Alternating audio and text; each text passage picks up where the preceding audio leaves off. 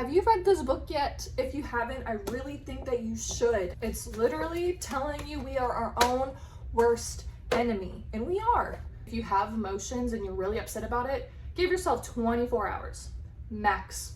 Give yourself 24 hours, kick, scream, cry, punch, yell. Don't do anything illegal.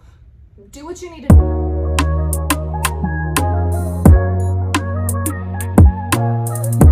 I want to talk about a chapter I read in here today. It's literally telling you we are our own worst enemy, and we are. So I'm just going to read through it and then I will talk about it. Oh, I skipped it. 1 second. Wrong page. Okay. Let yourself be governed by the illusion of separateness. Believe that you are always in competition with those around you, that you are only as good as you are better than someone else. Believe your conditioning is the only one, the right one. Drown your desire for connection by manically scrolling through feed after feed, day after day. Live your life waiting for someone else to make you feel love. Put it all in their hands. Condemn them when they don't perform. Believe you're not enough on your own, that there's something in this world that will save you and can and should. That was just the first paragraph of this essay, and all that alone just calls all of us out, that everyone is so depressed now, and it's because, unfortunately, of social media. I learned about this a lot in psychology of, we had to write an essay, do we think it was for the greater good or did it just make things worse? And I always say both. Social media brings connection, that is the purpose of it. However, it has now turned into a whole nother conglomerate of issues. We compare ourselves to everybody. I'm guilty of that. Hell, I come on here all the time and I see these beautiful women and I'm like, I don't stand a chance. And then when I don't go on social media for a few days, I feel completely better. My looks didn't change day by day, but something in my mind's telling me I'm supposed to look like that and I don't, so you no longer meet societal standards of being beautiful. And I'm making myself my own enemy and looking for validation in other people. Why are you doing that? That's so stupid. You don't understand how stupid that is, because even if everyone in the world gives you validation, if you don't validate yourself, nothing's going to matter at all. I'm thirsty, I'm sorry.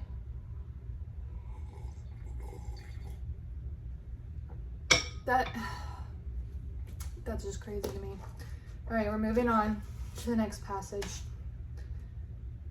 Believe that marriage licenses mean love, job title, success, religion, goodness, money, contentment. That's only one sentence, and I want to break that apart because I have a lot to say about that. I'm a very traumatized human being, and we'll share that on another day.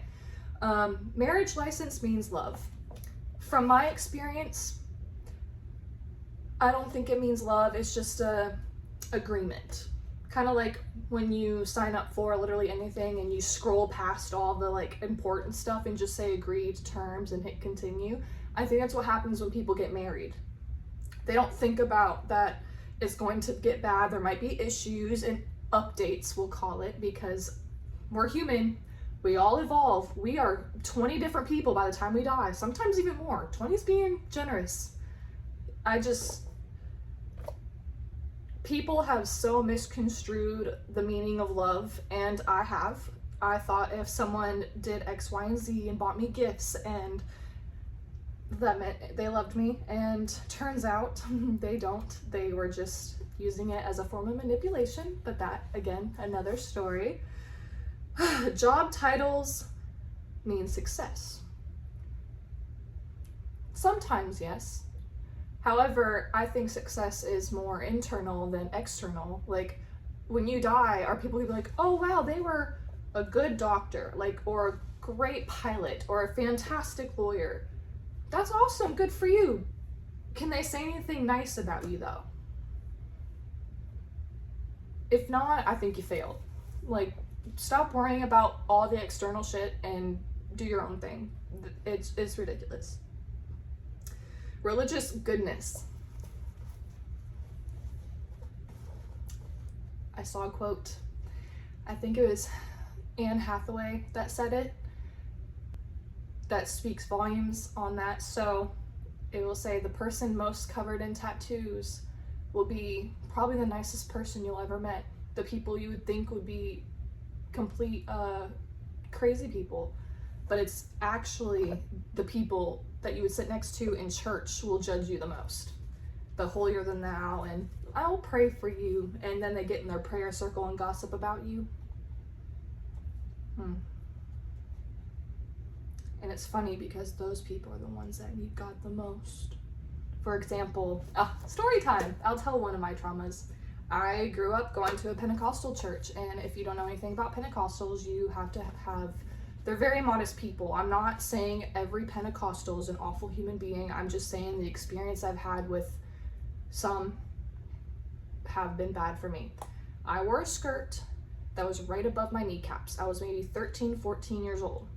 And the pastor came up to me at the time and said, we're gonna have to get you a dress lengthener or else you're gonna turn all these old men on with their kneecaps. And I paused, because at first I was scared. I felt guilty. I was like, oh my God, I can't believe I'm being so unholy. My kneecaps are showing. But as a 14-year-old, mind you, and these men in the church are like 50. I paused and I looked at the pastor dead in the face and I was like, if my kneecaps are turning on 40-year-old men, they need God more than I do. I was never spoken to again, and then I got tattoos and walked in and they still never said anything. Money, contentment. Okay, we all know that. People say money does not buy happiness. No, but it buys things that makes me happy, sure. But if you're expecting objects to make you feel better, then you can cry around all your expensive things. You're still going to be sad.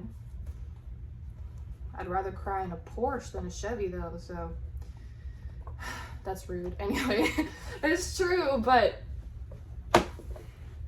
if you're using money to make yourself happy, you're never going to be happy. That goes the same with alcohol, love, drugs, people, food, and that causes eating disorders. Like there's just,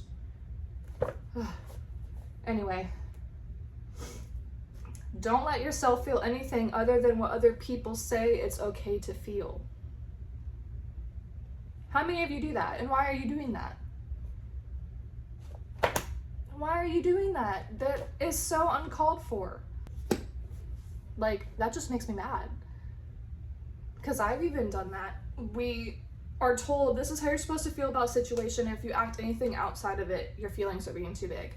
And I think a lot of the world is finally coming to that realization, because so many people are lashing out more and being bitches or villain era.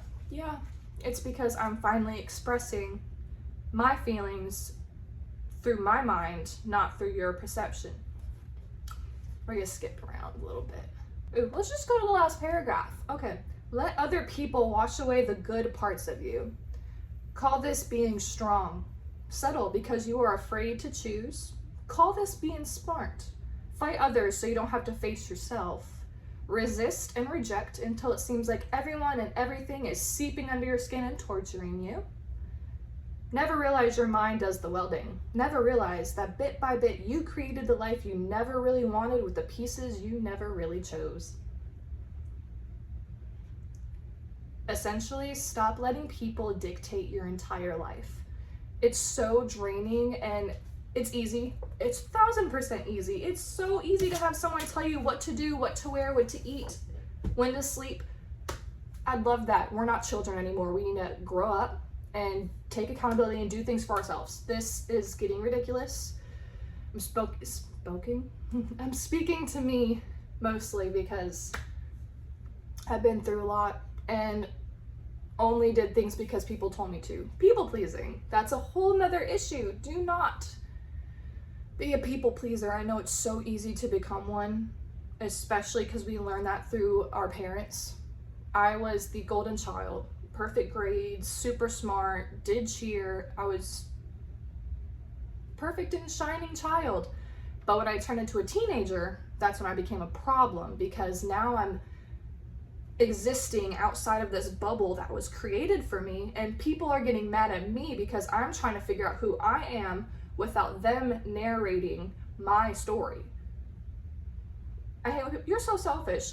Yeah, of course I'm selfish. It's my life. Who else is it supposed to be about? Well, this week has been really hectic for me. And it was hard to actually record and get content out right now because I was in a really bad headspace because I saw something this weekend that triggered so many things in me that I didn't even realize I was putting others through. And to say that we are allowed to feel our emotions, but do not get everybody involved because you don't know how that's going to affect them. For example, my boyfriend's friend came over and he went through a breakup. Breakups happen, right? Reasoning's very stupid, if I'm being honest. It was because he didn't tell her that I have a female roommate. That's insecurity. Ladies, you have to be okay with your man being around other women. Now, I'm not saying let them go to clubs and strip clubs and be handsy with people. I'm saying you have to be comfortable for them to go outside in the public and have basic human interaction and conversation. I was insecure about that, and I know I was with my ex because all he did was follow half-naked women and want them to follow him, and then he would block me and tell me to stop being insecure. So to me, that just looks like you're searching. That's not what I'm talking about. I'm talking about basic human interaction, going to the store, going over to a friend's house. Literally, he was meeting me and my boyfriend up, and my best friend lives here. I'm sorry she was here. Actually, I'm not sorry. I'm not apologizing for that. But that just shows insecurity. And as he was going through this breakup, she just kept calling, and we were up till 6 a.m. There's nothing wrong with that. He needed that and was so happy to be there for him. But that was me a year ago when I went through my awful breakup with my ex. And I'm realizing I was like that for years. I was doing that at least every 3 months. I looked at my best friend after we finally comforted his friend, and I looked at her, I was like, oh my God, I was that. I'm so sorry because that was annoying. I was annoying. You can't be a whiny titty baby all the time, is essentially what I'm getting at. Things hurt and things suck. If you have emotions and you're really upset about it, give yourself 24 hours, max. Give yourself 24 hours, kick, scream, cry, punch, yell. Don't do anything illegal. Do what you need to do to feel better. Feel every emotion possible, and then after that 24-hour mark, it's gone. You'll feel it still. Don't react to it anymore because now you're just letting it consume you.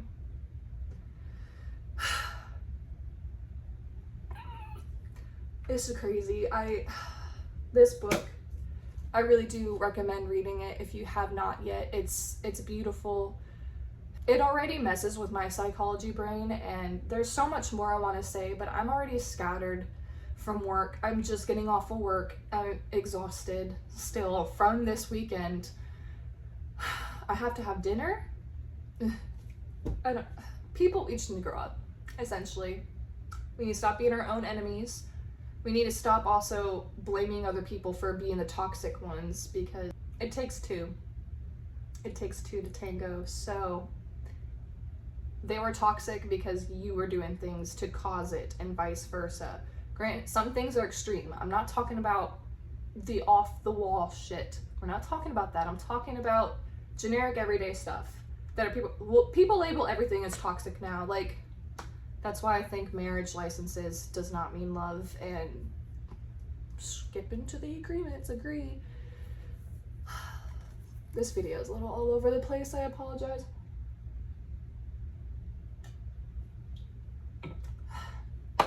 But I hope you can take something away from it. I can elaborate more on something or go deeper into detail. I just wanted to put a video up because I'm taking accountability for myself of how I acted in my decade-long relationship where all I did was kick, scream, and cry and tell everybody about it. And I apologize because that's not fair to you guys. And by you guys, they know who they are. They're a very select few because, as Sabrina Carpenter, my lady, said, I can make a shit show look a whole lot like Forever and Ever. So people didn't know what was going on behind closed doors. And that's another thing to take into account. You never know what people are going through behind closed doors. So don't ever assume unless you know the story. And the story, there's always 3 sides. Point view 1, point view 2, and then the truth. There always has to be some sort of outside middle ground. I guess that will be all that I'm going to say today because I'm hungry and tired. I want to shower and do my skincare, and I'm trying to make more TikTok videos. I'm trying to upload 5 a day. I finally made 1,000 followers on there, but we obviously have bigger goals than that. So it's a work in progress. I'm hustling and grinding as best as I can, but I'm very tired. So I guess just let me know if you guys prefer these sit down videos where I just bleh whatever is on my mind, or just record what I'm doing through the week. I plan on doing both either way, but some people don't like hearing what I have to say, and that's okay. I'm not offended, nor do I care. But if you want to hear more, subscribe, and I will tell me what you want to hear. Tell me what you want to talk about. Let me be your big sister in a situation, please, because me and my sister don't get along, so I need more siblings. Healthier siblings, preferably. Mentally healthy. Well, that's all, guys. I hope you enjoyed the video and enjoy the rest of your night. Bye.